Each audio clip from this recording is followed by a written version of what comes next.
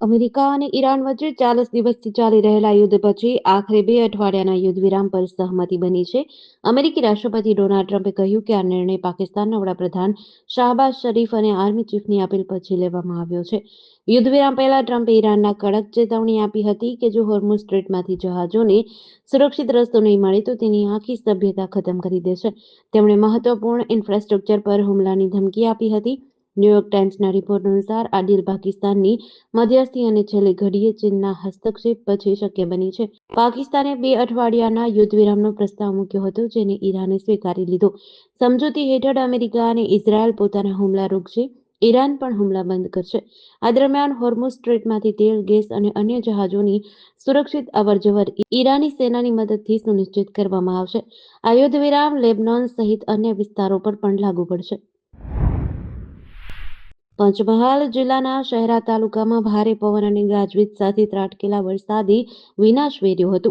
તાલુકાના છોગાળા ગામના ક્લારિયા ફરિયામાં વરસાદના કારણે મકાનની દિવાલ ધરાશાયી થતા કાટમાળ નીચે દબાઈ જવાથી દાદી અને પુત્રના કરુણ મોત નીપજ્યા છે, જ્યારે એક વ્યક્તિ ગંભીર રીતે ઇજાગ્રસ્ત થયો છે. છોગાળા ગામના ક્લારિયા ફળિયામાં એક મકાનની દિવાલ અચાનક ધસી પડી હતી. દિવાલની બાજુમાં જ હાજર 42 વર્ષીય સુકલીબેન જસવંતભાઈ વણજારા અને 7 વર્ષનો પૌત્ર ધાર્મિક સુરેશભાઈ વણજારા કાટમાળ નીચે દબાઈ ગયા હતા. ઘટનાને પગલે આસપાસના લોકો તાત્કાલિક દોડી આવ્યા હતા અને કાટમાળ ખસેડી બંનેને બહાર કાઢ્યા હતા. જોકે 7 વર્ષના ધાર્મિકનું ઘટના સ્થળે જ મોત થયું હતું, જ્યારે ગંભીર રીતે ઘવાયેલા સુકલીબેનને 108 દ્વારા સારવાર માટે લઈ જવાયા હતા, ત્યારે રસ્તામાં જ તેમણે દમ તોડી દીધો હતો. આ વખતે રેપો રેટમાં કોઈ ફેરફાર કરવામાં આવ્યો નથી. તેને 5.25% પર યથાવત રાખ્યો છે. એટલે કે લોન મોંઘી નહીં થાય અને તમારો ઈએમઆઈ પણ નહીં વધે. આરબીઆઈ ગવર્નર સંજય મલ્હોત્રાએ આજે 8 એપ્રિલે મોનેટરી પોલિસી કમિટીની બેઠકમાં લેવાયેલા નિર્ણયોની જાણકારી આપી. આ પહેલા ફેબ્રુઆરીમાં પણ રેપો રેટમાં કોઈ ફેરફાર કરાયો ન હતો. આરબીઆઈએ ડિસેમ્બરમાં વ્યાજદર 0.25% ઘટાડીને 5.25% કર્યા હતા. આરબીઆઈએ જે દરે બેંકોને લોન આપે છે તેને રેપો રેટ કહેવાય છે. જ્યારે આરબીઆઈ રેપો રેટ ઘટાડે છે ત્યારે બેંકોને સસ્તી લોન મળે છે અને તેઓ આ લાભ ગ્રાહકો સુધી પહોંચાડે છે. ફેબ્રુઆરી 2025માં વ્યાજ દરોને 6.5%થી ઘટાડીને 6.25% કરાયા હતા. મોનેટરી પોલિસી કમિટી દ્વારા આ ઘટાડો લગભગ 5 વર્ષ પછી કરવામાં આવ્યો હતો. બીજી વાર એપ્રિલમાં થયેલી મિટિંગમાં પણ વ્યાજદર 0.25% ઘટાડવામાં આવ્યો હતો. જૂનમાં ત્રીજી વાર આરબીઆઈ દ્વારા દરોમાં 0.50%નો ઘટાડો કર્યો હતો. લખતર મામલતદાર કચેરીમાં ભ્રષ્ટાચાર સામે લાલાક કરતા સુરેન્દ્રનગર એલસીબીએ સફળ ટ્રેપ ગોઠવી હતી. જમીન પચાવવા કે અન્ય દસ્તાવેજી પ્રક્રિયાના ભાગરૂપે નોંધ પ્રમાણિત કરવા માટે લાંચ માંગનાર નાયબ મામલતદારોને એક આઉટસોર્સ પટ્ટાવાળાને 20,000ની લાંચ લેતા રંગે હાથ ઝડપી લીધા છે. આ કેસના ફરિયાદીના પિતાએ લખતર તાલુકાના વડલા ગામે ખેત જમીન વેચાણથી રાખી હતી. આ જમીનની સરકારી દફતરે નોંધ પ્રમાણિત કરવા માટે આરોપીઓએ લાંચની માંગ કરી હતી. પ્રાથમિક માંગણી આઉટસોર્સ પટ્ટાવાળા કનકસિંહ ઝાલાએ સર્કલ સાહેબ વતી પહેલા 50,000 માંગ્યા હતા, જે રકઝકના અંતે 30,000 નક્કી થઈ હતી.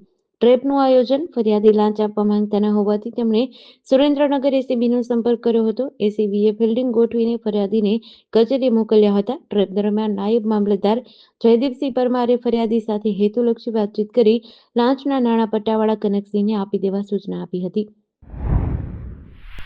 અમદાવાદમાં 67 પીઆઈની બદલી અને પોસ્ટિંગ કરવામાં આવ્યા છે. શહેરમાં ફરજ બજાવતા 13 પીઆઈની આંતરિક બદલી કરાઈ છે, જ્યારે બહારથી આવેલા 54 પીઆઈને પોસ્ટિંગ આપ્યું છે.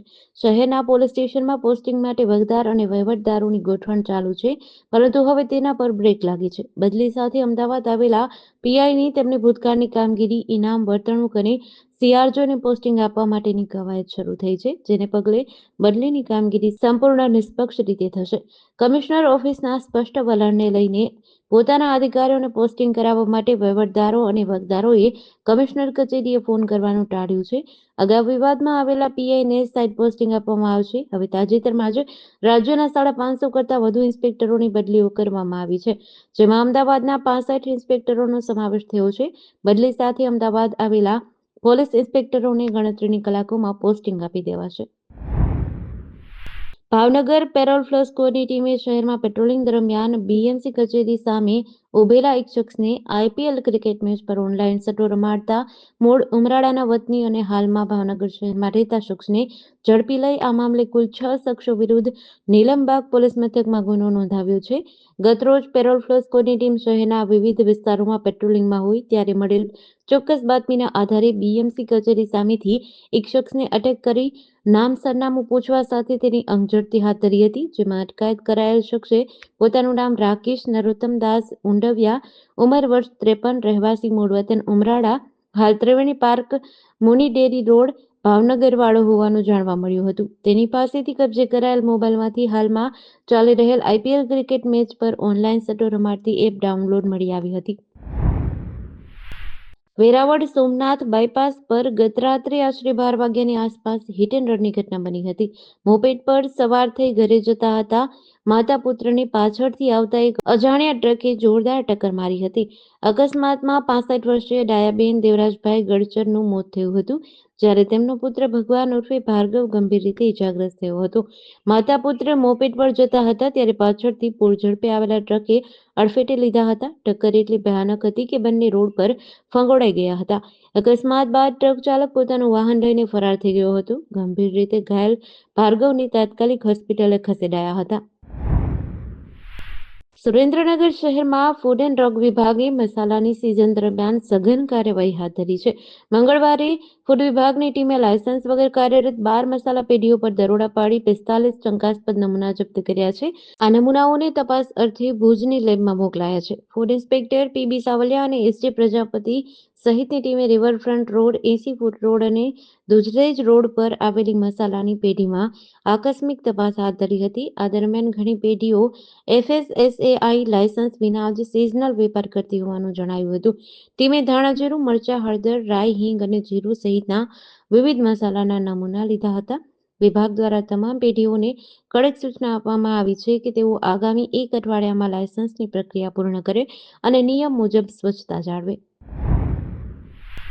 મોરબીના સનાડા રોડ પર ઉમિયા સર્કલથી દલવાડી સર્કલ વચ્ચે રોડ નિર્માણ કાર્યમાં અવરોધરૂપ દબાણો દૂર કરાયા છે. મોરબી મહાનગરપાલિકા દ્વારા પોલીસ બંદોબસ્ત સાથે આ ડિમોલિશનની કાર્યવાહી હાથ ધરાઈ હતી.